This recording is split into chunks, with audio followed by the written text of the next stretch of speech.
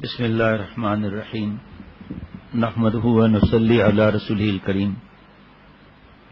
غزوہ احد کے واقعہ بتایا تھا، پھر رات کو بھائی وغیرہ حافظ ڈاکٹر شفقت اور انہوں نے کہا کہ بھئی جو آپ صلی اللہ علیہ وسلم کے رخسار مبارک میں جو کڑیاں چپ گئی تھیں اس کو کس طرح نکالا گیا، کیا ہوا؟ تو مولانا مفتی زاہد صاحب سے کہا میں نے، تو انہوں نے سیرت مصطفیٰ صلی اللہ علیہ وسلم حصہ نمبر 2 اس سے نکال کر دیا مجھے، جو کتب خانہ مظہری کی چھپی ہوئی ہے، صفحہ نمبر 202 ہے۔ اس سے پہلے پھر دوبارہ عرض کرتا چلوں کہ جیسے غزوہ احد میں 70 صحابہ رضوان اللہ علیہ مجمعین شہید ہوئے اور کتنی دیر تک یہ غزوہ چلا، تو ہزاروں اس کے صفحات ہو جائیں گے مختلف کتابوں سے ملا۔ جس طرح قرآن پاک کا درس دیتے ہیں مولوی فرحان، تو وہ تو مختصر درس ہوتا ہے نا، کہ اس کے درمیان بھی کتنے تفاسیر سے رات کو دیر تک 2 بجے تک پڑھنا کرنا۔ تو یہ اس کا بار بار عرض کرتا ہوں کہ آسان نسخہ اللہ تعالیٰ کو راضی کرنے کا، آپ صلی اللہ علیہ وسلم ہم سے خوش ہو جائیں، جو حضرت دعا مانگتے تھے اللہ جانے کے رسالت صلی اللہ علیہ وسلم کو ہم سے مسرور فرما دیں اور ہمارے گناہوں کو مغفور فرما دیں، اور آپ صلی اللہ علیہ وسلم سے ہمارے گناہوں کو مستور فرما دیں۔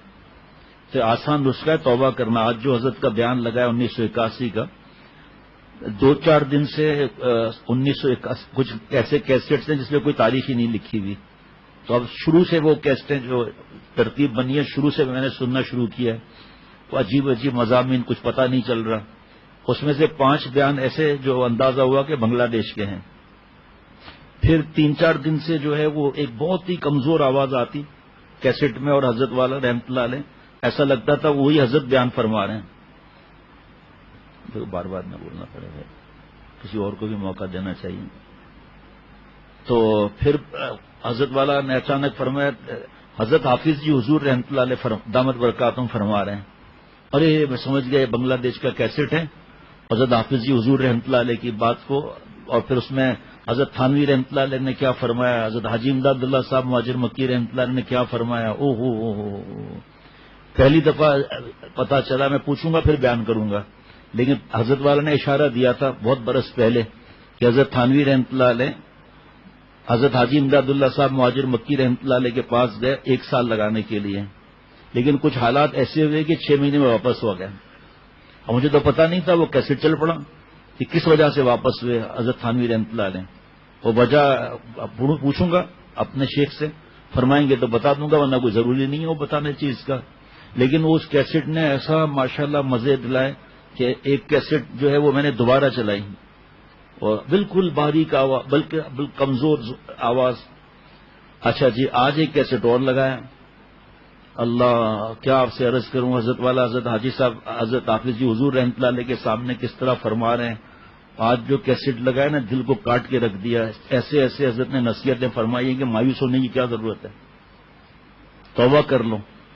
کل سے صبح سویرے سنوں گا انشاءاللہ کیسٹ کو، ایسی باتیں فرمائیں کہ میں نے نہیں سنی اس سے پہلے۔ دماغ کام نہیں کرتا، یہ سب کیسے چھپیں گے، کیا ہوگا، کس طرح ہوگا۔ مایوس نہیں ہے، لیکن بس بہرحال پتہ نہیں کیا ہوگا، یہ کچھ سمجھ میں نہیں آ رہا۔ تو یہ سیرت آپ صلی اللہ علیہ وسلم کی تاریخ، پہلے حضرت سے پوچھا تھا کہ تاریخی کتابیں نہیں پڑھنا چاہیے کیونکہ پتہ ہی نہیں چل رہا کس نے لکھی ہیں، کیا ہے کیا نہیں، ایسے واقعات ہیں جن کا پتہ ہی نہیں چلتا، علماء سمجھ سکتے ہیں ان باتوں کو۔ اس کے بعد پھر حضرت نے 1-2 کتاب کے بارے میں فرمایا، تاریخ کی وہ بڑی کتابیں نہیں، سیرت آپ صلی اللہ علیہ وسلم اس کے بارے میں فرمایا۔ معرف القرآن تفسیر میں نے حضرت کے ساتھ، اللہ مجھے یاد نہیں ہے پہلے شروع کی تھی یا کس طرح فیکٹری جاتے آتے ہوئے، میرے اب تک وہ مولوی فرحان نے کہا 97 حضرت سے ملاقات ہو چکی تھی، پھر حضرت نے سے اجازت لی تھی، وہ مجھے کچھ یاد نہیں ہے۔ بہرحال جب تفسیر ختم ہوئی بیان القرآن تو میں نے حضرت والا سے عرض کیا کہ اور کوئی تفسیر پڑھوں، پر میں کون سی پڑھی، میں نے بتایا معرف القرآن، فرمایا بس کافی ہے۔ اب اگر تمہیں کوئی اچانک کوئی ضرورت ایسی ہو تو اگر سمجھ آئے تو ٹھیک، ورنہ پھر آگے مجھ سے پوچھ لو یا مفتی صاحب سے پوچھ لو، جیسا معاملہ ہو۔ تو اسی طرح ابھی میں کچھ کہوں تو پھر صحیح نہیں ہے، مناسب بات نہیں ہے، لیکن بہرحال مشورہ ہونا چاہیے اس میں کہ آگے چل کے ایسا نہیں کہ ذہنی دوسرا ہو جائے۔ جیسے میں نے حضرت نے فرمایا تھا حضرت مجدد کی کتابیں پڑھا کریں، تو حضرت تھانوی رحمۃ اللہ علیہ کے ساتھ 2 یا 3 اور بزرگوں کے نام لکھے ہوئے تھے اس کتاب پر، وہ کربلا کے بارے میں۔ یہ تو اللہ کا شکر ہے کہ مجھے اس وقت کچھ بھی یاد نہیں ہے۔ کم از کم 1 سال تک میں جتنا پریشان رہا ہوں مجھے پتا ہے، جتنا میں پریشان رہا ہوں مجھے پتا ہے۔ میں دوسروں کو پریشان کروں تو صحیح تو نہیں یہ۔ اس وجہ سے کوئی بھی حالات ہوں، ایک ہی راستہ ہے اللہ کو راضی کرنے کا، آپ صلی اللہ علیہ وسلم کی ہر بات پہ عمل کرنا۔ اللہ تعالیٰ اتنے دن سے سیرت کی باتیں کہلوا رہے ہیں، تو اس پر عملی صورت کیا ہے؟ غصے کو کتنا کنٹرول کیا، گناہوں سے کتنا بچے، میڈیا کے اندر کتنا گھسے، عجیب عجیب لوگوں کی باتیں کوٹ ہو رہی ہیں، مسلمان بھی نہیں ہے اس کی کوٹ ہو رہی ہے، جو عمل نہیں کرتا اس کی۔ ہم نے تو اپنے شیخ سے سنا کہ بھئی دین کی کتاب تم کوئی پڑھ رہے ہو اور وہ بے عمل ہے، فاسق ہے، تو تم اس کی صحبت میں ہو۔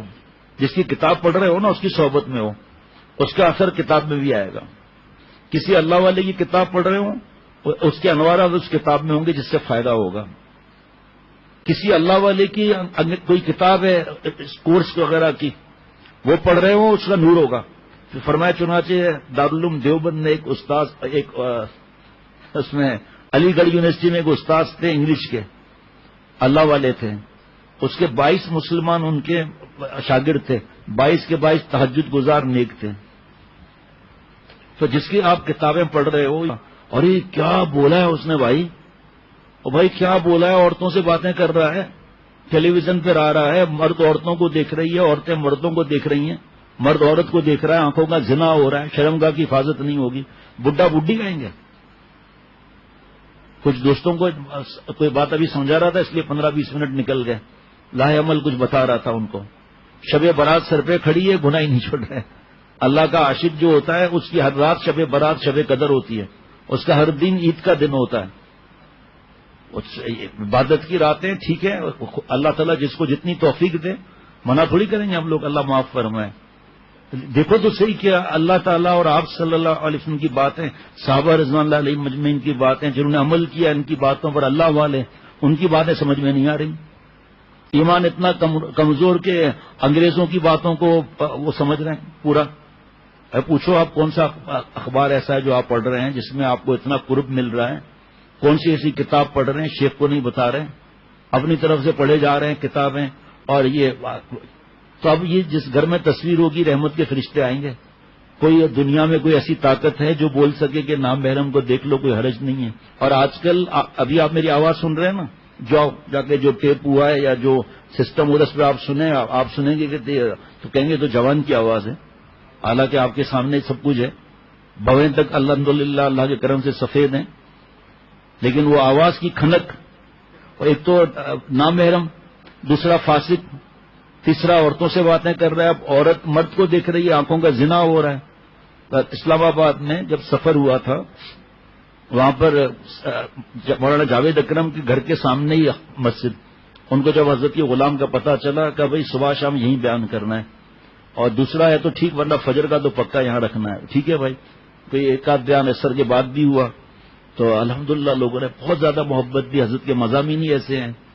جب ہم پھر وہاں سے پتہ نہیں کہاں سے ہوتے ہوئے واپس اسلام آباد سے فلائٹ تھی، 22-24 دن کا شاید تھا، 22 دن کا، تو پھر وہاں پر بیان ہوا صبح فجر کے بعد، اشراق کے بعد ایک صاحب آئے بڑی عمر کے، اور بہت دعائیں دیں، کہا میں نے ٹیلی ویژن سے توبہ کر لی اور یہ فائدہ کہ حضرت کا کیا، کاش حضرت سے ملاقات ہوتی۔ بہرحال وہ بات ابھی اس وقت بات نہیں کرنی، تو اب میں صرف خبر نامہ سنتا ہوں، باقی سب چیز چھوڑ دی۔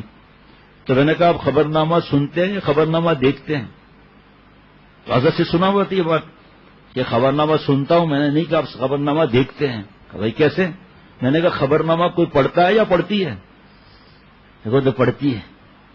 یہ جو پی ایچ ڈی کی ڈگری لی ہوئی محترمہ پاگلوں کی طرح گھوم رہی ہے، یہاں سے بیانات اس سے ہو رہے ہیں، دین کی کچھ خبر نہیں، اور کیسا فنڈنگ کہاں سے ہو رہی ہے۔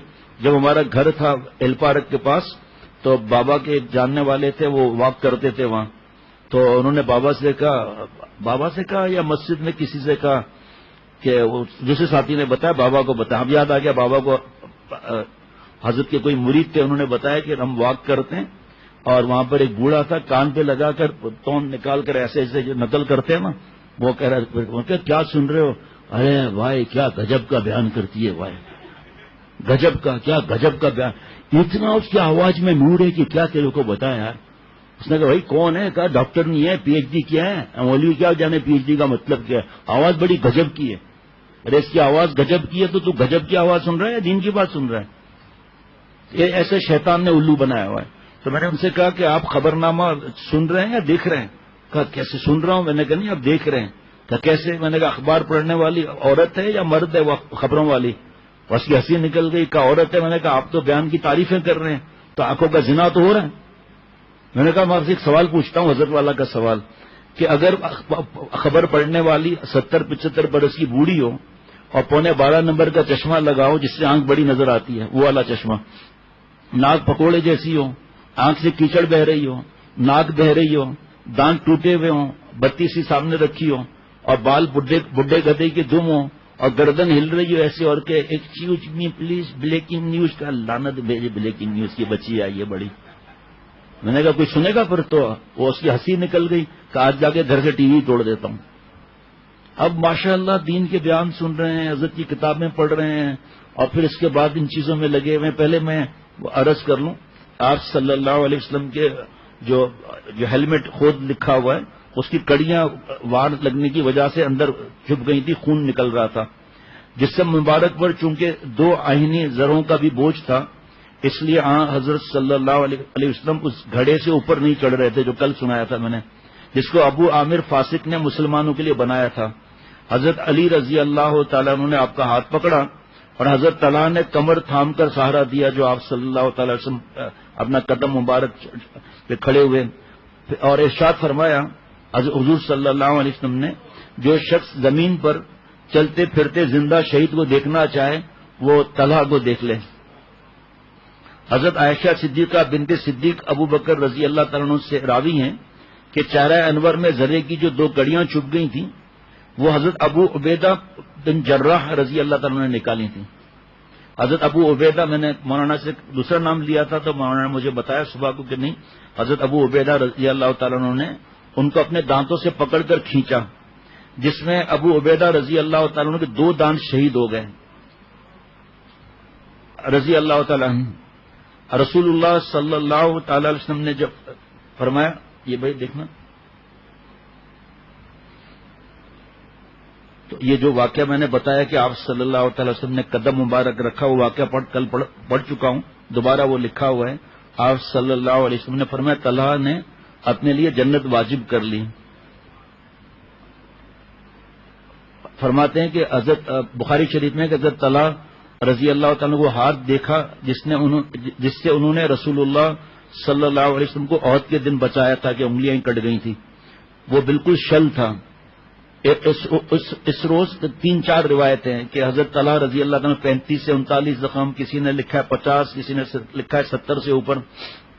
حضرت جابر سے مروی ہے کہ دشمن کے وار روکتے روکتے حضرت طلحہ رضی اللہ تعالیٰ کی انگلیاں کٹ گئیں تو بے اختیار زبان سے نکلا حسن۔ آپ صلی اللہ علیہ وسلم نے فرمایا اگر تو بجائے حسن کے بسم اللہ کہتا تو فرشتے تجھے اٹھا کر لے جاتے اور لوگ تجھے دیکھتے ہوئے ہوتے یہاں تک کہ تجھ کو جو آسمان ہے وہ لے کر گھس جاتے ہیں فرشتے۔ حضرت عائشہ صدیقہ رضی اللہ تعالی عنہ حضرت ابو بکر صدیق رضی اللہ تعالیٰ عنہ سے راوی ہیں کہ ہم نے عہد کے دن طلحہ رضی اللہ تعالیٰ عنہ کے جسم پر 70 سے زیادہ زخم دیکھے جو کل عرض کیا تھا۔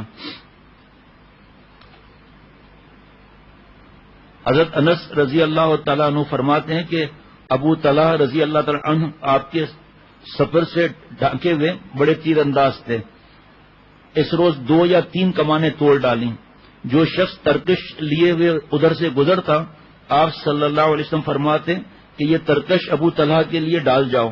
رسول اللہ صلی اللہ جو ڈھال کل بتایا تھا نا، تو آپ صلی اللہ علیہ وسلم پیچھے تھے وہاں، تو آپ صلی اللہ علیہ وسلم جب نظر اٹھا کر لوگوں کو دیکھنا چاہتے تو ابو طلحہ عرض کرتے میرے ماں باپ آپ پر فدا ہوں، آپ نظر نہ اٹھائیں، نصیب دشمنہ کوئی تیر نہ لگے، میرا سینہ آپ کے سینے کے لیے ڈھال بنا ہوا ہے۔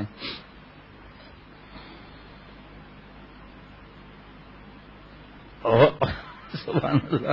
عہد کے دن حضرت سعد بن ابی وقاص رضی اللہ تعالیٰ عنہ قریب 1000 تیر چلائے، کھینچنا اور مارنا.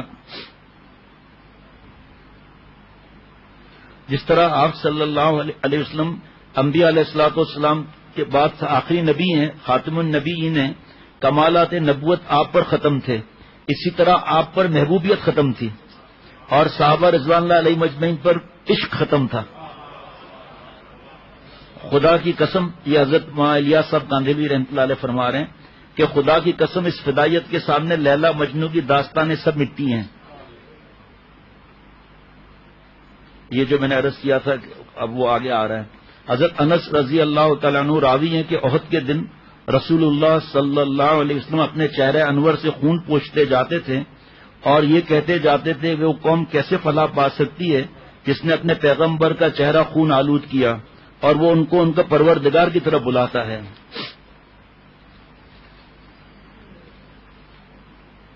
جیسے سامنے یہ ایک بات ہے، اب اس کو بیان کرنا ہے نہیں کرنا ہے وہ پوچھنا پڑے گا.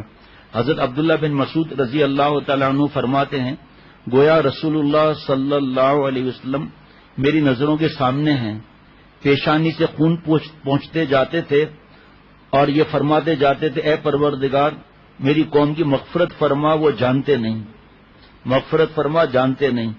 آپ صلی اللہ علیہ وسلم نے صفوان بن امیہ اور سہیل بن عمر اور حارث بن حشام کے حق میں بد دعا فرمائی. اس پر اللہ تعالیٰ نے آیت نازل فرمائی کہ اب اللہ تعالیٰ جس پر چاہے مہربانی فرما دے، مفہوم تحفہ کی توفیق دے دے. حافظ عسقلانی رحمۃ اللہ علیہ فرماتے ہیں کہ یہ تینوں فتح مکہ میں اسلام قبول کیے تینوں لوگوں نے، اللہ تعالیٰ کی رحمت. اس پر حضرت کا بیان بھی تھا آج، یہی حضرت ویشی رضی اللہ تعالیٰ عنہ کے بارے میں حضرت والا کس طرح نصیحت فرما رہے تھے. مولانا سہیل صاحب نے 2 صحابہ رضوان اللہ علیہ مجمعین کے واقعات مجھے بتائے، وہ آج انشاءاللہ عرض کرتا ہوں. میں سمجھ میں نہیں آ رہا پرچہ رکھوں کس طرح کروں، کیا کروں. وہ 2 واقعہ عرض کرتا چلوں. پانی دینا بھائی.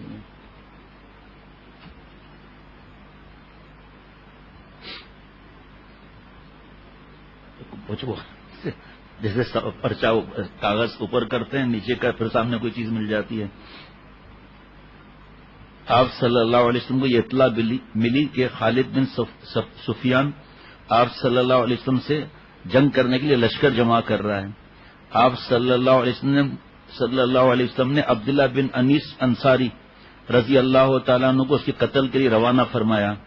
حضرت عبداللہ بن انیس رضی اللہ تعالیٰ عنہ اس سے جا کر ملے اور موقع پار کر اس کو قتل کیا اور سر لے کر ایک غار میں جا چھپے. مکڑی نہ آ کر جالا تان دیا. بعد میں جو لوگ تلاش میں گئے وہ مکڑی کا جالا دیکھ کر واپس ہو گئے. بعد ازاں حضرت عبداللہ رضی اللہ تعالیٰ عنہ اس غار سے نکلے، شب کو چلتے اور دن کو چھپ جاتے. اس طرح 23 محرم کو مدینہ شریف پہنچے اور خالد کا سر آپ صلی اللہ علیہ وسلم کے سامنے رکھ دیا. آپ صلی اللہ علیہ وسلم بہت مسرور ہوئے اور ایک عصا انعام میں دیا اور یہ ارشاد فرمایا اس عصا کو پکڑ کر جنت میں چلنا. جنت میں عصا لے کر چلنے والا کوئی شاد و نادر ہی ہوگا. اور فرمایا کہ یہ میرے اور تیرے درمیان ایک نشانی ہے، قیامت کے دن ساری عمر حضرت عبداللہ رضی اللہ تعالیٰ عنہ اس عصا کی حفاظت فرماتے رہے اور پھر عصا کو ساتھ ہی دفن بھی کر دیا گیا. اب یہ واقعہ جو مولانا سہیل میاں نے بتایا مجھے، مائع سفر میں ایک واقعہ رجی پیش آیا. قبیلہ ازل جو ہے اور کارا کے لوگ آپ کی صلی اللہ علیہ وسلم کی خدمت میں حاضر ہوئے اور عرض کیا ہمارا قبیلے نے اسلام قبول کر لیا ہے، لہذا ایسے چند لوگ ہمارے ساتھ کر دیجئے جو ہم کو قرآن پاک پڑھائیں اور احکام اسلام کی ہم کو تعلیم دے. یہ ہے سیرت مصطفیٰ صلی اللہ علیہ وسلم جلد نمبر 1 اور صفحہ نمبر 774 734 اور الطاف اینڈ سنس کی چھپی ہوئی ہے کتاب. حضرت کا مزاج کا حضرت پوری تفصیل فرماتے تھے. آپ صلی اللہ علیہ وسلم نے 10 آدمی ان کے ہمراہ کر دیے جن میں سے بعض کے نام حسب ذیل ہیں. 7 میں سے چند نام لکھے ہیں. عاصم بن ثابت جو امیر مقرر ہوئے تھے اور مرثد اور عبداللہ اور خبیب بن عدی اور زید بن دشنا، خالد بن ابی بکر معتب اور عبداللہ بن طارق کے اللہ بھائی رضوان اللہ علیہ مجمعین، یہ لوگ جب مقام رجی پر پہنچے تو مکہ اور اسفان کے مابین واقعات ان غداروں نے مسلمانوں کے ساتھ بد عہدی کی. وہ 70 والے واقعہ الگ ہے وہ، اور اشارہ کر دیا انہوں نے بنو لیحان کو. بنو لیحان 200 آدمی لے کر جس میں سے 100 آدمی تیر انداز تھے، ان کے تعاقب میں روانہ ہوئے. جب قریب پہنچے تو حضرت عاصم رضی اللہ تعالیٰ عنہ اپنے رفقا کے ٹیلے پر چڑھ گئے. بنو لیحان نے مسلمانوں سے کہا تم نیچے اتر آؤ، ہم تم کو امان اور پناہ دیتے ہیں. حضرت عاصم رضی اللہ عنہ نے فرمایا میں کافر کی پناہ میں کبھی نہ اتروں گا، اور یہ دعا کی اے اللہ اپنے پیغمبر صلی اللہ علیہ وسلم کو ہمارے حال کی خبر دے. یہ روایت بخاری کی ہے. اللہ تعالیٰ نے حضرت عاصم رضی اللہ تعالیٰ دعا قبول فرمائی، اور اسی وقت بدریہ وحی کے نبی اکرم صلی اللہ علیہ وسلم ان کی خبر دی. آپ صلی اللہ علیہ وسلم نے اسی وقت صحابہ رضوان اللہ علیہ مجمعین کو خبر دی. یہ سب واقعات جو ہے وہ دل کو نرم کرنے والے ہیں اور محبت بڑھانے والے ہیں اور جان دینے کا جذبہ دلانے والے ہیں. اب وہ بچپن سے سنتے ہوئے لوہا گرم ہو مارو اس پر ہتھوڑا، کوئی نہ کوئی چیز بن جائے گی. تو دل نرم ہے نا، اس وقت گرم ہے. ایک دعا حضرت عاصم رضی اللہ تعالیٰ انہوں نے اس وقت یہ مانگی، اے اللہ آج میں تیرے دین کی حفاظت کر رہا ہوں، تو میرے گوشت یعنی جسم کی کافروں سے حفاظت فرما. بعد ازاں عاصم رضی اللہ تعالیٰ عنہ اپنے ساتھ رفقا کے ساتھ کافروں سے لڑ کر شہید ہوئے. عبداللہ بن طارق اور زید بن دفنہ اور خبیب بن عدی رضی اللہ تعالی عنہم، یہ 3 آدمی مشرکین کے امن اور امان عہد اور پیمان کے بنا پر ٹیلے سے نیچے اتر آئے. مشرکین نے ان کی مشکیں باندھنا شروع کی. حضرت عبداللہ بن طارق رضی اللہ تعالیٰ عنہ نے یہ کہا یہ پہلا دھوکہ ہے، ابتدائی بد عہدی سے ہو رہی ہے، نہ معلوم آئندہ کیا کرو گے، اور ساتھ چلنے سے انکار کر دیا. مشرکین نے کھینچ کر ان کو شہید کر ڈالا، اور حضرت خبیب اور حضرت زید رضی اللہ تعالی عنہما کو لے کر چلے. مکہ پہنچ کر دونوں کو فروخت کیا. صفوان بن امیہ جس کا باپ امیہ بن خلف بدر میں مارا گیا تھا، حضرت زید رضی اللہ تعالیٰ عنہ کو اپنے باپ کے عوض میں قتل کرنے کے لیے خریدا. اور حضرت خبیب رضی اللہ تعالیٰ عنہ کے ہاتھ سے جنگ بدر میں حارث بن عامر مارا گیا تھا، اس لیے حضرت خبیب کو حارث کے بیٹوں نے خریدا.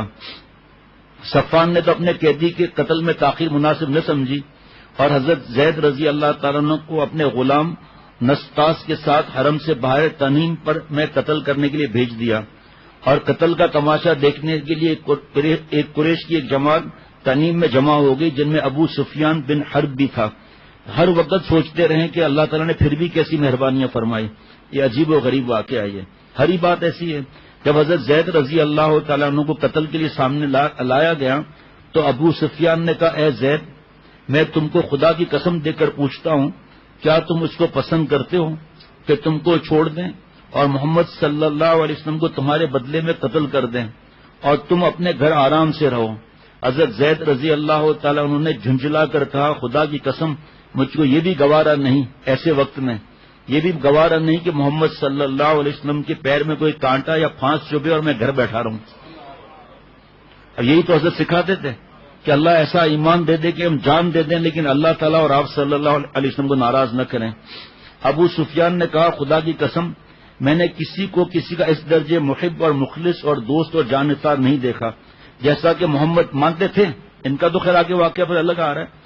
جیسا کہ محمد صلی اللہ علیہ وسلم کے اصحاب محمد کے محب اور جانثار ہیں.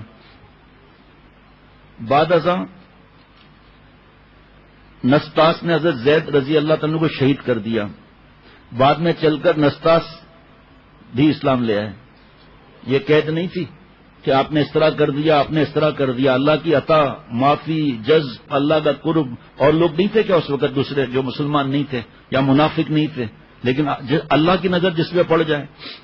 حضرت خبیب رضی اللہ تعالیٰ عنہ ماہ حرام ان کی قید میں رہے، ماہ حرام تک قید میں رہے. جب لوگوں نے قتل کا ارادہ کیا تو حارث کی بیٹی زینب سے جو بعد میں چل کر مسلمان ہوئی، نظافت اور صفائی کی غرض سے اس سے استرا مانگا. زینب استرا دے کر اپنے کام میں مشغول ہو گئیں. زینب کہتی ہیں کہ تھوڑی دیر میں دیکھتی ہوں کہ میرا بچہ ان کے گود میں بیٹھا ہوا ہے اور ہاتھ میں ان کے استرا ہے حضرت خبیب رضی اللہ تعالیٰ عنہ کے. یہ منظر دیکھ کر میں گھبرا گئی. حضرت خبیب رضی اللہ عنہ نے مجھ کو دیکھ کر یہ فرمایا کیا تجھ کو یہ اندیشہ ہوا کہ میں اس بچے کو قتل کروں گا؟ ہرگز نہیں، انشاءاللہ مجھ سے ایسا کام کبھی نہ ہوگا، ہم لوگ دھوکہ نہیں کرتے.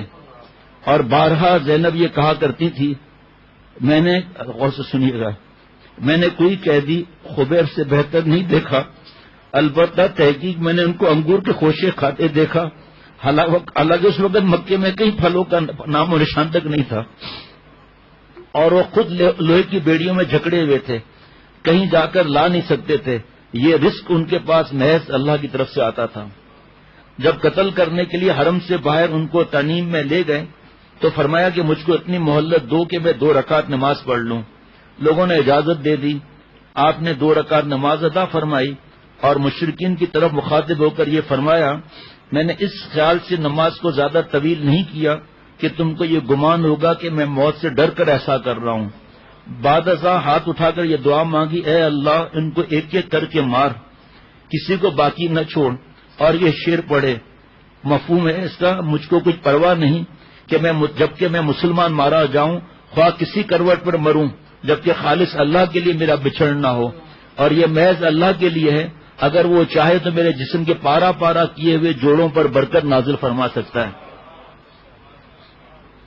ایک موقع پر حضرت نے فرمایا تھا، کوئی اور موقع پر، کہ صحابہ رضوان اللہ علیہ مجمعین فرماتے تھے، یہ جملے پر یاد آیا کہ مجھے کچھ پرواہ نہیں جبکہ میں مسلمان مارا جاؤں، خواہ کسی کروٹ پر مروں، کسی کروٹ پر شہید ہوں. یہ الگ یہاں نہیں لکھا ہوا، یہاں جو جملے لکھے ہیں اسی پر یاد آ رہا ہے. خواہ کسی کروٹ پر مروں، خواہ کسی جگہ میں شہید ہوں، جاؤں گا تو جنت میں اگر اللہ راضی ہے تو. بعد ازاں حضرت خبیب رضی اللہ تعالیٰ عنہ سولی پر لٹکائے گئے اور شہید ہوئے، اور آئندہ کے لیے یہ سنت قائم کر گئے کہ جو شخص قتل ہو وہ 2 رکعت نماز ادا کریں. زید بن حارثہ رضی اللہ تعالیٰ عنہ کو بھی اس قسم کا ایک واقعہ حضرت صلی اللہ علیہ وسلم کی حیات میں پیش آیا. زید نے طائف سے واپسی میں خچر کرائے پر لیا، مالک بھی ساتھ چلا. راستے نے ایک ویرانے پر خچر لے جا کر کھڑا کیا جہاں پر بہت سے مقتولین کی لاشیں پڑی تھیں اور ان کے قتل کا ارادہ کیا. حضرت زید رضی اللہ تعالیٰ عنہ نے فرمایا مجھ کو 2 رکعت نماز پڑھنے کی مہلت دے. اس شخص نے بطور مذاق میں یہ کہا کہ ہاں تم بھی 2 رکعت نماز پڑھ لو، تم سے پہلے ان لوگوں نے بھی نمازیں پڑھی ہیں، مگر نماز نے ان کو کوئی نفع نہیں پہنچایا. حضرت زید بن حارثہ رضی اللہ تعالیٰ عنہ جب 2 رکعت سے فارغ ہوئے تو یہ شخص قتل کے ارادے سے ان کی طرف بڑھا. اس کو بڑھتے دیکھ کر حضرت زید رضی اللہ تعالیٰ نے یہ کہا، یا ارحم الراحمین، اے سب سے زیادہ رحم فرمانے والے مہربان. ادھر زید رضی اللہ تعالیٰ کی زبان سے یہ اسم اعظم نکلا اور ادھر سے ایک غیب سے آواز سنی کہ ان کو قتل نہ کر.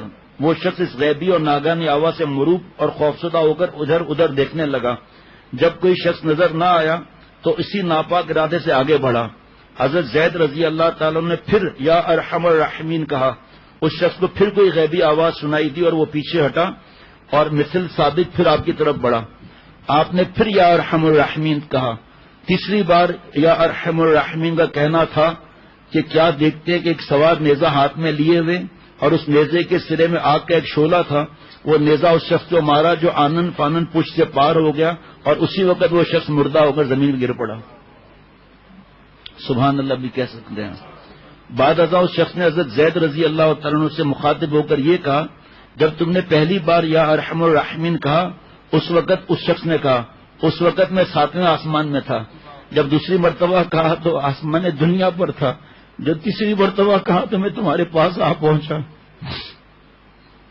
یہ واقعہ آپ صلی اللہ علیہ وسلم کی حیات اور زندگی میں پیش آیا. حضرت ابو امامہ رضی اللہ تعالیٰ عنہ سے مروی ہے کہ رسول اللہ صلی اللہ علیہ وسلم نے ارشاد فرمایا کہ حق تعالی شانہ کی طرف سے ایک فرشتہ مقرر ہے، جو شخص 3 بار یا ارحم الراحمین کہتا ہے تو فرشتہ اس کے جواب میں یہ کہتا ہے، ارحم الراحمین تیری طرف متوجہ ہو گیا، بس مانگ اور درخواست کر. یا ذل جلال والاکرام بھی اسم اعظم ہے. حضرت نے فرمایا جو 7 دفعہ پڑھے اور چہرے ہاتھ پر دم کر کے چہرے پر پھیر پڑ جائے کسی ظالم کے پاس یا کہیں کام رکا ہوا ہو، اللہ اس کی مدد فرماتے ہیں. ایسا دل میں یقین بھی تو ہونا چاہیے، اور یقین ابھی کم بھی ہو تب بھی حضرت نے فرمایا پڑھ لیا کرو، یقین بھی خود آتا جائے گا انشاءاللہ تعالی. اللہ اللہ. اس قسم کا واقعہ ابو معلق انصاری رضی اللہ عنہ پیش آیا، جبکہ ابی بن کعب اور انس بن مالک رضی اللہ عنہما سے مروی ہے کہ رسول اللہ صلی اللہ تعالی علیہ وسلم کے صحابہ میں سے ابو معلق انصاری بڑے عابد اور زاہد اور بڑے صاحب ورع اور تقویٰ تھے. تاجر تھے، تجارت کے لیے سفر کیا کرتے تھے. میں نے آپ کو بتایا نا، واقعات بھرے ہوئے ہیں. ایک مرتبہ سفر میں ایک چور ملا جو تلوار تیر سے مسلح تھا. اس نے کہا مال یہاں رکھ دو، میں تم کو قتل کروں گا. ابو معلق انصاری رضی اللہ تعالیٰ نے فرمایا تم کو تو مال مطلوب ہے جو حاضر ہے، میری جان سے کیا مطلب؟ چور نے کہا نہیں، مجھ کو تو تمہاری جان ہی مطلوب ہے. کہ اچھا مجھ کو اتنی مہلت دو کہ 2 رکعت پڑھ لوں.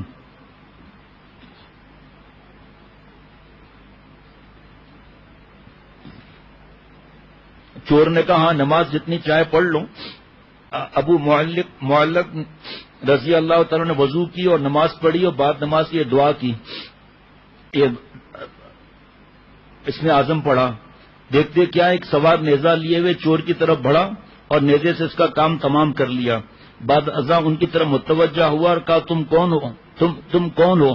کہا اللہ تعالیٰ نے مجھ کو تمہاری فریاد رسی اور امداد کے لیے بھیجا ہے. میں 4تھے آسمان کا فرشتہ ہوں. جب پہلی دفعہ تم نے یہ دعا مانگی تو میں نے آسمان کے دروازے سے کھٹکھٹانے کی آواز سنی. جب دوسری مرتبہ دعا مانگی تو میں نے آسمان والوں کی چیخو پکار سنی. جب نے دوسری بار دعا مانگی تو کسی مستر اور مبتلا کرب غم کی دعا ہے. اس وقت میں نے حق تعالیٰ سے درخواست کی مجھے اس کے قتل پر معمور کیا جائے. بعد ازاں یہ کہا تم کو بشارت ہو، یہ یاد رکھنا جو شخص وضو کر کے 4 رکعت نماز پڑھے اور یہ دعا جو اوپر مذکور ہے وہ پڑھے، اس کی دعا قبول ہوگی. غزوہ احد میں حضرت عاصم رضی اللہ تعالیٰ نے سلافہ بنت سعید کے 2 لڑکوں کو قتل کیا تھا. اس لیے سلافہ نے یہ نظر کی تھی کہ عاصم رضی اللہ تعالیٰ کے سر مبارک میں ضرور شراب پیوں گی. اس لیے قبیلہ حذیل کے کچھ لوگ حضرت عاصم رضی اللہ تعالیٰ کا سر لینے کے لیے روانہ ہوئے تاکہ سلافہ کے ہاتھ فروخت کر کے خاطر خواہ قیمت وصول کریں. سلافہ نے یہ اعلان کیا تھا کہ جو عاصم کا رضی اللہ تعالیٰ کا سر لائے گا اس کو 100 اونٹ دیے جائیں گے. حضرت عاصم رضی اللہ عنہ اپنی لاش کی عصمت اور حفاظت کی خدا سے پہلے ہی دعا مانگ چکے تھے. حق تعالی شانوں نے دشمنوں سے ان کی عصمت اور حفاظت کا یہ انتظام کیا کہ بھیڑ کا ایک لشکر بھیج دیا جس نے ہر طرف سے ان کی لاش کو گھیر لیا. کوئی کافر ان کے قریب بھی نہ آ سکا. اس وقت یہ کہہ کر علیحدہ ہو گئے کہ جب شام کے وقت بھیڑیں دفع ہو جائیں گی اس وقت نعوذ باللہ سر کاٹ لیں گے. لیکن جب رات ہوئی تو ایک سیلاب آیا جو ان کی لاش کو بہا لے گیا. سب ناکام اور ذلیل ہو کر واپس ہوئے. حضرت عاصم رضی اللہ عنہ نے اللہ تعالیٰ سے عہد کیا تھا کہ نہ میں کبھی مشرک کو ہاتھ لگاؤں نہ کوئی مشرک مجھے ہاتھ لگائے.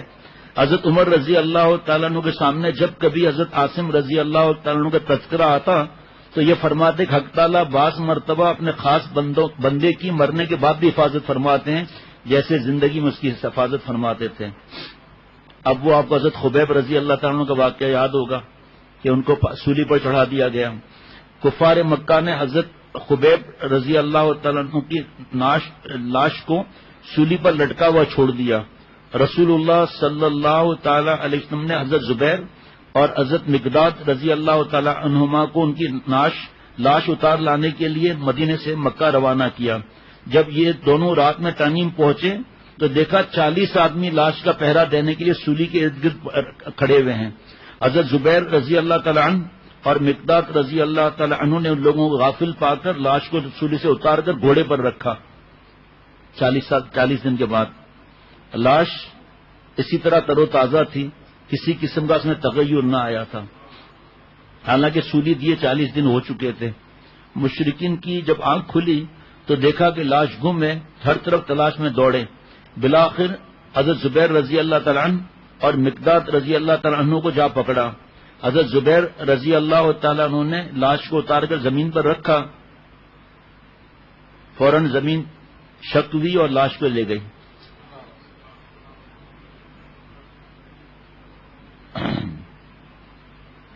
اسی وجہ حضرت خبیب رضی اللہ تعالیٰ عنہ زمین کا نکلا ہوا کے نام سے مشہور ہوئے. ایک روایت میں ہے کہ کفار جب حضرت خبیب رضی اللہ تعالیٰ عنہ کو قتل کر چکے تو ان کا چہرہ قبلہ رخ تھا، اس کو قبلے سے پھیر دیا، چہرہ پھر قبلہ رخ ہو گیا، بار بار ایسا کیا، بالآخر عاجز ہو کے چھوڑ دیا. اللہ اکبر.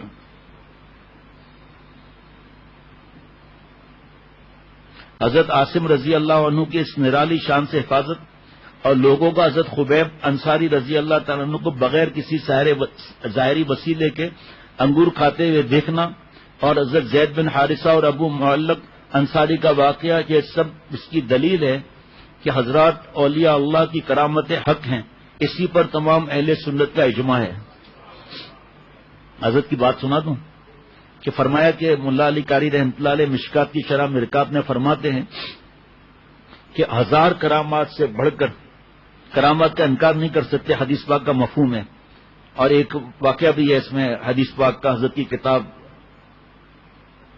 یاد نہیں ہے، جائے تجلیات جذب میں میرے خیال میں، میرا کتاب کا نام یاد نہیں، وہ تو سرچ سے مل جائے گا، کہ ایک صاحب نے جو ہے کسی سے قرضہ مانگا، تو انہوں نے کہا کہ بھئی تمہارے پاس کوئی گواہ ہے؟ کفا باللہ شہیدہ. تمہارے پاس کوئی اور اس کے بارے میں کوئی تمہاری طرف سے کوئی وکیل وغیرہ تمہاری طرف سے کوئی اس کی ضمانت کون دے گا؟ وہ کفا باللہ وکیلا. انہوں نے قرضہ دے دیا.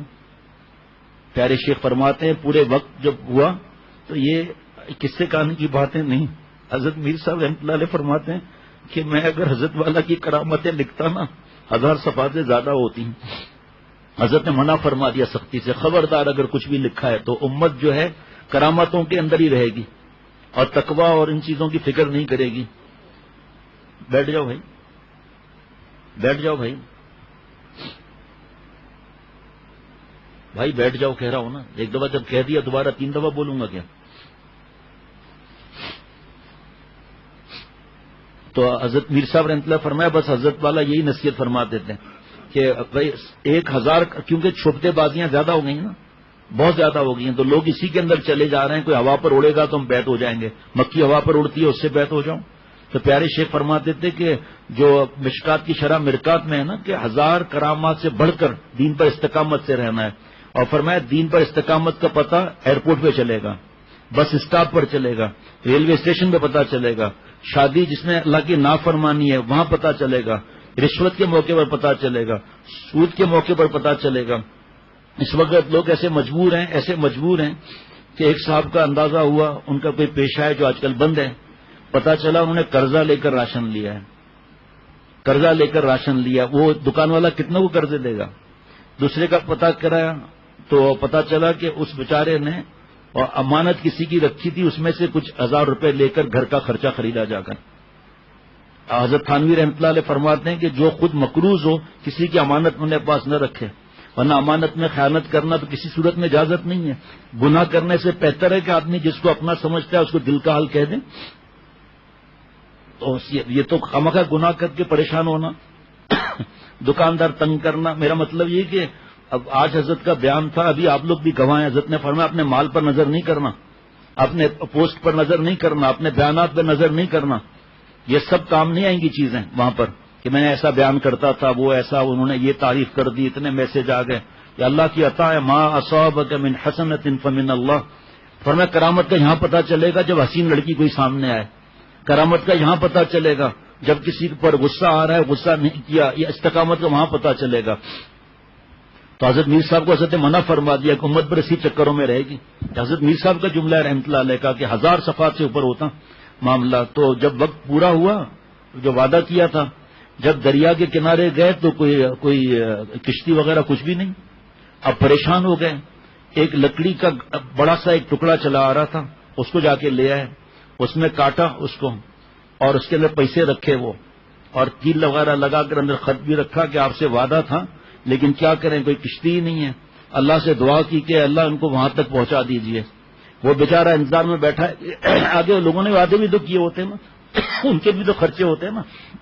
جتنے دھندے چل رہے ہیں نا زیادہ تر سود کا ڈھانچہ ہے زیادہ تر، اور ٹوپی گھمانے کا ہے، ٹوپی گھمانے کا ہے. قرضہ لے لے بھائی، 3 مہینے کے قرضے پر مال دے دے، آگے 2 مہینے کے قرضے مال دے دیا، آگے اس نے دے دیا مال، اب ادھر پیسہ جیسی مشکل ہوئی تو یہ پھنس گیا، یہ پھنس گیا، یہ پھنس گیا، یہ بھی پھنس گیا۔ آمدی ایماندار ہے، ایماندار تو دوسری بات ہے، مطلب ایماندار ہے، واقعی پیسہ دینا ہے۔ ابھی اس وقت بھی میں کئی لوگوں کو جانتا ہوں کہ حالات ایسے ہو گئے، پیسہ دینا ہے ان کا، کبھی خیانت نہیں کی، کہاں سے دیں گے؟ اس وقت کے حالات سے پہلے کی بات کر رہا ہوں، ابھی کی بات نہیں کر رہا میں۔ کورونا سے جو حالات ہو رہے ہیں نا، اللہ معاف فرمائے، یہ جو اس طرح قرضے قرضے قرضے، پیارے شیخ فرماتے تھے کہ پیسہ اپنے پاس کا، رشتہ داری دور کی، جو قرضوں پر چلتے ہیں نا، اور دیکھتے ہیں کہ ہمارے جو ہے لوگوں پر 50 لاکھ نکلتے ہیں، آگے 30 لاکھ دینے ہیں، اور ایک ساتھ تھوڑی دینے ہیں، آستے آستے دینے ہیں، چلو خرچہ کر ڈالو، نئی گاڑی خرید لو بھائی۔ نیت تو صحیح ہے لیکن کسی سے پوچھتے تو نہیں ہے نا، ضرورت کیا ہے دھندا بڑھانے کی، اتنا پریشان اپنے آپ کو بیمار کرنے کی کیا ضرورت ہے؟ تمہاری کھوپڑی تیز ہے، تم اچھا بزنس کر رہے ہو، اللہ تعالیٰ سب کی میری عمر میں برکت دے، خدا نخواستہ انتقال ہو گیا تو دوسرا بھی ایسا چلا سکے گا کیا؟ بس جتنا ہے اتنا بس کافی ہے۔ حضرت والا فرماتے تھے کہ میری والدہ محترمہ فرماتی تھی کہ حساب جو بخشش 100 پیسہ جو ہے بکس میں وہ پیسہ ہمارا نہیں ہے، تو پیسہ ہے اپنے ہاتھ کا پیسہ ہے۔ یہ کیسے امانت دار تھے آپ دیکھو، آپ اب یہ بیچارے آ کر کھڑے رہے کہ کشتی آئے پیسے ملے تو آگے کام چلے، تو کچھ بھی کشتی تو کیا ہے، وہ لکڑ گٹھڑ چڑھا رہا ہے دریا کے سہارے پر، چلو کب اسی سے کوئی دال روٹی کر لیں گے بیچ کر، اور جا کر تو توڑا تو وہی پیسے نکلے جتنے انہوں نے دیے تھے ادھار، اور پرچہ بھی لکھا ہوا ہے ساتھ میں۔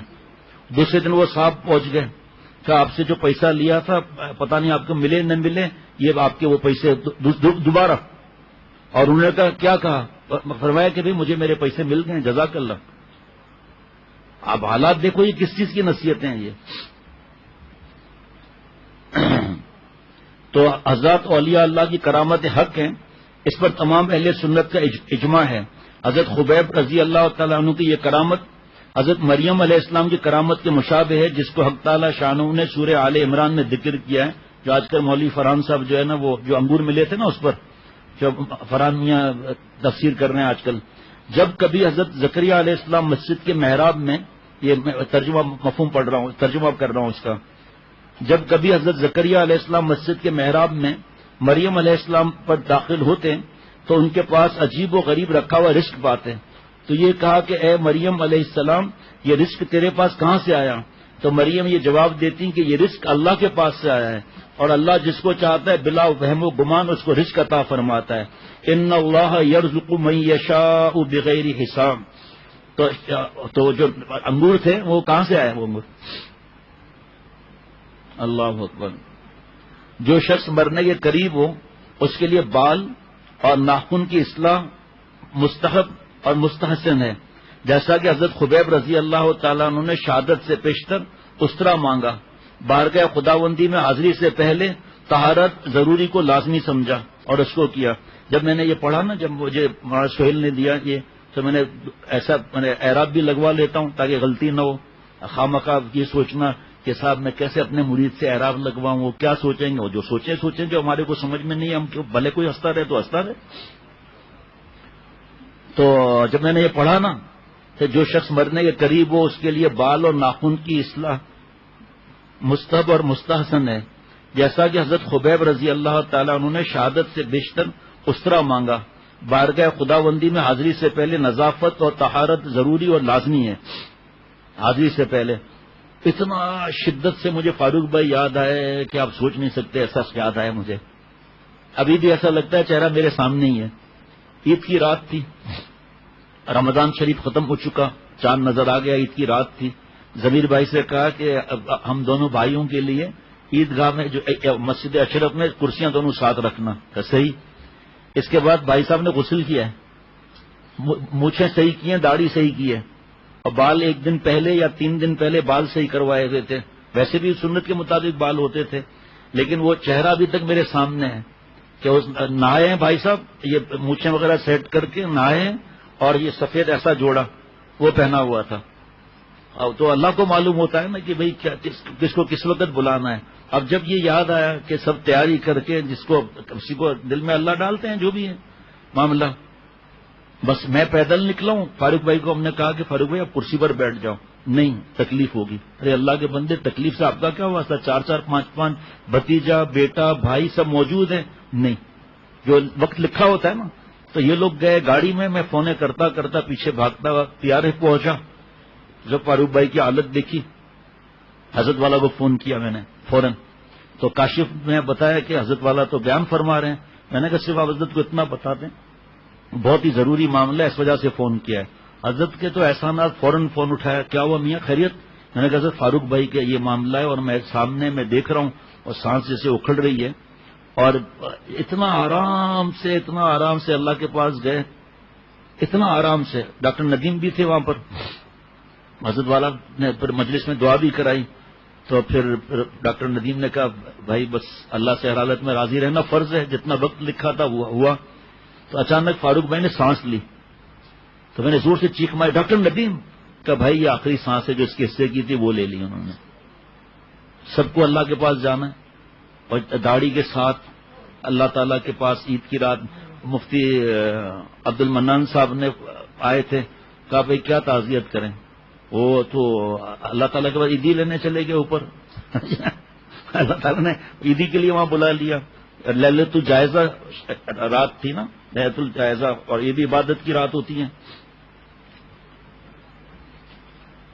بس اللہ تعالیٰ. ہاں ایک یہ لکھا ہے کہ اگر مسلمان کافروں کی حراست میں ہو بھائی اس پر اگر کوئی بیان کرے تو میرے خیال میں گھنٹوں کر سکتا ہے. لائنیں 2 ہیں اور اس کے بعد دعا کر لیں گے. اگر مسلمان کافروں کی حراست میں ہو اور اس کے قتل کا تہیہ کر چکے ہوں تو مسلمانوں کے لیے جائز نہیں کہ موقع پا کر ان کے بچوں کو قتل کر ڈالیں بلکہ ان کے ساتھ شفقت اور محبت سے پیش آئیں. بس اس کے زیادہ میں کیا آگے کہوں. ہمیں کوئی سیاست سے دلچسپی نہیں ورنہ اس پر بیان ہو سکتا ہے کہ پورے دنیا میں مسلمان بچوں کا کیا حال کیا جاتا ہے. کس کس ملکوں میں کس کس طرح ان پر ظلم کیا جاتا ہے. اس وقت جو ہے وہ مجھے عرض کرنا تھا لیکن اب موقع نہیں کہ بس اتنا کہہ سکتا ہوں کہ پتہ نہیں اللہ کا واسطہ دینا چاہیے نہیں دینا چاہیے میں نہیں کہتا. بس اتنا کہتا ہوں میں آپ لوگوں کا شیخ ہوں جو اعتماد کرتے ہیں موبائل سے جان چھڑائیں نیٹ سے جان چھڑائیں. یہود و نصارہ کی وہ کیا کہتے ہیں اس پر جو آ رہا ہے کمپیوٹر پر کہ یہ اس وجہ سے ہوا ہے اور یہ ایسے ہوگا پھر ویکسین تیار ہوگی اور اس کے بعد جو اس کو کھائے گا مسلمان پیے گا اس ویکسین کو تو اللہ تعالیٰ کی محبت آپ صلی اللہ علیہ وسلم محبت اس کے دماغ سے غائب ہو جائے گی اور ہم اٹھا کر پھیلا رہے ہیں اس کو. سازش بے نقاب کر رہے ہیں. فلانا فاسق اور بہت بڑی پوسٹ کا ایسی باتیں کر رہا ہے کہ پوچھو مت. کرنے تو آپ کو میرا کیا کیا واسطہ بھائی. جب مرد حضرات ان عورتوں کو دیکھیں گے جب ہماری بہو بیٹیاں ان کو دیکھیں گی اور آگے بھیجیں گی تو جن عورتوں کو نہیں پتا وہ بھی ان کو سنیں گی. پھر آپ کو حضرت والا رحمۃ اللہ علیہ کے بیانات بھیجو کتابیں بھیجو. آپ کو اگر مجھ سے مناسبت ہے تو حضرت کی باتیں ہیں سیرت کی باتیں آپ سن رہے ہو. جب آپ اتنا موبائل میں مصروف ہیں جب اتنا کمپیوٹر میں مصروف ہیں تو سیرت کے کیا بیانات سنیں گے پھر آگے کسی کو کیا پھیلائیں گے. کل تو ہاں مجھے بتایا کہ ہمارے دوست نے کہ میرے چھوٹے چھوٹے بچے ہیں سیرت کے بیان میں ادھر ادھر بھاگتے ہیں. جب سے سیرت کا بیان شروع ہلتے ہی نہیں ہیں. اور زبیر ہمارے دوست ہیں ان کی بچی نے کل جب حضرت ام عمارہ رضی اللہ تعالیٰ عنہ کا بیان سنا بتا رہے تھے بہت جوش میں تھی اور کہا حضرت ام عمارہ رضی اللہ تعالیٰ ناک میں تلوار ڈال دیں گی اس کو لگا دینا تھا. اور ایک بچے کا کوئی واقعہ رات کو بہت میسج آئے ایسے بہت زیادہ. تو جو موبائلوں میں لگا ہوا ہے جو کمپیوٹر پر لگا ہوا ہے اور فاسقوں کی باتیں بھیج رہا ہے کہ کتنا اچھا کہہ رہا ہے. اب بھائی اتنی محبت ہے دین سے تو پھر سنت کے طریقے پر میں آ جاؤں نا تقویٰ کے طریقے پر آ جاؤں اللہ تعالیٰ اور آپ صلی اللہ علیہ وسلم کی باتیں مانوں. فلاں اینکر نے یہ کہہ دیا. ارے بھائی ہم نہیں کہتے ان کے لیے کچھ الحمدللہ نہ نام لیں گے نہ نام غیبت کریں گے نہ غیبت سنیں گے نہ انشاءاللہ حقیر سمجھیں گے. الحمدللہ ہمارا دین ایسا پیارا ہے کہ کفر سے نفرت واجب کافر سے نفرت حرام. چہ جائے گی کہ جو اینکر وغیرہ ہمارے مسلمان بھائی ہیں لیکن اللہ نے ہمیں اس لیے تو پیدا نہیں کیا کہ ہم ٹی وی کمپیوٹر بیٹھ کر ان کی باتیں سن کر متاثر ہو رہے ہیں. وہی کی باتیں سمجھ نہیں آ رہی احادیث مبارکہ سمجھ میں نہیں آ رہی. حضرت کی کتابیں پڑھ کر دکھاؤ ابھی تو وقت ہے نا. آج کل کیا ذمہ داری ہے شروع کرو حضرت کی کتابیں. اس میں سے آج کل تو سنا ہے کہ کتاب پڑھ رہے ہیں تو پہلا صفحہ جیسے چھٹا صفحہ چل رہا ہے اس میں 4 لائنیں کوئی پسند آئیں تو میں نے سنا اتنا آسانی سے اس کو کاٹ سکتے ہیں وہاں سے. کتاب سے نہیں کمپیوٹر کی بات کر رہا ہوں. مجھے دکھایا بھی ایک صاحب نے کہ اس میں سے اس کو الگ کر کے بٹن دبایا وہ سیو ہو گیا, آگے انہوں نے پتہ نہیں کتنوں کو بھیج دیا. یہ کام کرو نا. حضرت کی چھوٹی بڑی کتابیں ان دنوں میں پڑھ کر دکھاؤ تو میں مان جاؤں ان کے اندر کیا رکھا ہوا ہے. یہ لوگ, ہم نہیں کہتے مخلص نہیں ہیں, لیکن مخلص ہیں ماشاءاللہ. اپنے ساتھ تو مخلص ہو نا پہلے. تو انفسکم و اہلیکم نارا, آپ لوگ اینکرز کو دوسروں کی فکر پڑی ہوئی ہے نا, تو اپنی فکر پہلے ضروری ہے نا. قرآن پاک کا معاملہ ہے, ہماری آپ کی بات تو نہیں. ہم کسی کی برائی کرنا بہت بڑا جرم سمجھتے ہیں اللہ کے کرم سے, لیکن ہم چاہتے ہیں کہ ہماری روحانی اور جسمانی اولاد ان سے کٹ کر اللہ سے جڑ جائے. میں خود بھی, آپ تو مخلوق سے جڑ رہے ہو, اللہ معاف فرمائے. ان کی باتیں اتنی اچھی لگ رہی ہیں, آپ بھیج رہے ہو. آپ خاتون صاحبہ ہیں تو خاتون کو بھیج رہی ہیں, اب وہ تو ان کے ساتھ جڑیں گی نا, ان کی اور بات, ارے یہ بڑی اچھی بات کہہ رہے ہیں, اور اس کے کون کون سے پروگرام ہیں, اور کتنے اس کے کلپس ہیں, اور اس کے کتنے تقریریں ہیں, وہ سب سنتے سنتے بڈھے ہو جائیں گے. آج ان کو سنو, کل ایک پکڑو, مضبوط پکڑو. ہم نہیں کہتے کہ ہمارے ساتھ چپکو کوئی, جہاں مناسبت ہو وہاں اپنی مناسبت کے ساتھ جڑ جائیں اور ان سے مشورہ کر کے دین پھیلائیں. 4 لائنیں پڑھتا ہوں. جو بعض لوگوں کے ذہن میں یہ ہے کہ ہم خیر کا کام کر رہے ہیں, دین پھیلا رہے ہیں, اور ہم بہت وہ کام کر رہے ہیں.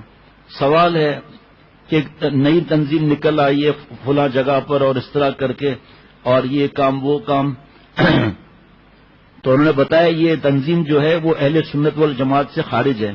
کسی کے لیے بھی اس تنظیم میں شامل ہونا جائز نہیں. واضح رہے کہ حدیث شریف میں برائی اور فتنے ختم کرنے کے 3 درجے ہیں. جو شخص تم میں سے کسی برائی کو دیکھے تو ہاتھ سے روکے. بڑا عجیب و غریب جملہ ہے. اور اگر اس کی طاقت نہیں تو زبان سے منع کرے, اور اس کی بھی طاقت نہ ہو تو دلی سے برا سمجھے. یہ ایمان کا سب سے کمزور درجہ ہے, اور یہ فتویٰ ہے. یہ میں کسی کتاب سے نہیں پڑھ رہا ہوں, یہ فتویٰ ہے 26 فروری, یہ 10 جمادی الثانیہ 1439 ہجری, کچھ وقت پہلے کا ہی ہے. سنیے, اب آپریشن کر دیا. حدیث مذکور پہلے درجے کی ذمہ داری طاقت سے روکنے کی حکومت اور بااثر طبقے کی ہے. وہ لوگوں کو برائی سے قوت اور زور کے ذریعے سے منع کریں. دوسرا درجہ علماء کا ہے, جو اپنے ذمہ لیا ہوا ہے کہ فتاوات بھیج رہے ہیں مختلف قسم کے. اور صحیح ہے فتوا, لیکن کس کو آپ بھیج رہے ہو بھائی؟ اگر انہوں نے خدا نخواستہ دین کو برا کہہ دیا تو اس کا تو ایمان چلا گیا, اس کا تو نکاح ہے تو نکاح ختم ہو گیا. مریں گے تو مرد عورت وہ جو چیمپئن بن کر بھیج رہے ہیں, ان کو خود فکر نہیں ہے پوچھنے کی. آپ کو کیا معلوم؟ اس فتوے کے بعد انہوں نے کچھ سوالات اور پوچھے, اور پھر آپس میں مفتی صاحبان بیٹھے اور پھر فرمایا نہیں اب یہ تحقیق یہ ہے. وہ تو آپ کو ملی نہیں, آپ نے دوسروں کو تو بیڑا غرق کر دیا. جیسے شب برات میں اتنے برسوں سے کچھ چیزیں بیان کر رہا تھا آدمی, پچھلے شب برات میں حضرت مفتی نعیم صاحب نے کئی تحقیقات نکال کر دکھائی کہ یہ اس کے اندر نہیں ہے حدیث باغ میں اس انداز سے. اس میں نے نشان لگایا ہوا تھا ابھی پڑھنے کے لیے, کل یاد دلانا بھائی اس کو, ورنہ پھر دیر ہو جائے گی. پھر 12 تاریخ تو آج 12 ہے 13 ہے, آج 13 ہے نا, 13 ہے, تو اس کا خیال رکھنا ہے. تو دوسرا درجہ علماء کا ہے کہ حکمت اور مواعظ حسنہ کے ساتھ لوگوں کو سمجھائیں اور انہیں برائی سے منع کریں. آپ غیر شرعی طریقے پر مردوں کا فکر نہیں, عورت کا فکر نہیں, دوسروں کی فکر چڑھی ہوئی ہے, اور جو اتنا مصروف رہے گا کمپیوٹر پر کیا سنت اور کیا قرآن پاک کیا تلاوت. تیسرا درجہ عام مسلمانوں کا ہے. اگر کوئی مسلمان کسی برائی کو دیکھے تو اسے دل سے برا سمجھے. لہذا اس تنظیم کے فتنے کو قوت اور زور سے ختم کرنے کی ذمہ داری حکومت کی ہے, اور علماء کی ذمہ داری ہے کہ وہ حکمت اور مواعظ حسنہ کے ذریعے لوگوں کو اس فتنے میں مبتلا ہونے سے بچانے کی فکر کریں. اور عام مسلمانوں کی ذمہ داری ہے کہ اس فتنے کو برا سمجھیں اور اس کے قریب جانے سے اجتناب کریں. اور اس تنظیم کی مزید رہنمائی کے لیے کسی مفتی صاحب کا نام لکھا ہے, وہ پڑھیں, انشاءاللہ تعالی فائدہ ہوگا. اس کو مزید تفصیل کے ساتھ انشاءاللہ حضرت والا کے ملفوظات کے ساتھ کل. تو مہربانی کر کے جو مجھ سے مشورے کے بغیر جوش میں آ کے پتہ نہیں کیا کیا چیزیں پھیلا رہے ہیں. آپ ندیم بھائی نے ایک کا آدمی کا مجھے بتایا کہ وہ بہت بڑے افسر تھے, یہ تھا وہ تھا, اور ایسا انہوں نے بڑا اچھی باتیں کی ہیں. تو لیکن اس میں کچھ باتیں ایسے میں نے محسوس کی ہے کہ وہ میں تمہیں سنانا نہیں چاہتا. میں نے کہا الحمدللہ مجھے سننا بھی نہیں, لیکن ندیم بھائی نے محسوس کر لیا نا ان باتوں کو, تو دوسروں کو کیا معلوم ان باتوں کا, ہر ایک کو تھوڑی یہ سب معلوم ہو جاتا ہے. اور انہوں نے پھر آگے بھی کہا, میں نے کسی کو بھیجا بھی نہیں آگے. پھر